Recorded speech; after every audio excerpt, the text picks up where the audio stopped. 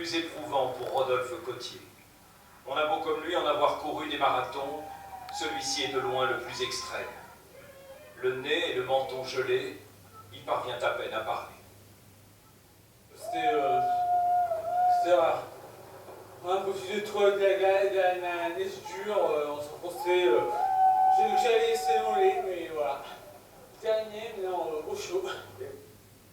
En plein cœur de la Sibérie, le lac Baïkal, le plus grand réservoir d'eau douce au monde. C'est ici depuis 12 ans que se déroule à la fin de l'hiver une course à nul autre pareil. Ils sont 170 cette année à s'aligner sur la ligne de départ. Parmi eux, une vingtaine de Français, pas tous, très rassurés.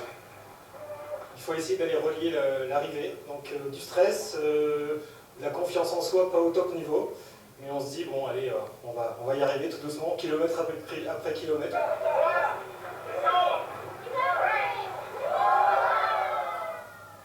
Sous leur semelle, 42 km à parcourir sur la glace et dans la neige par moins 15 degrés. Très vite la file s'allonge.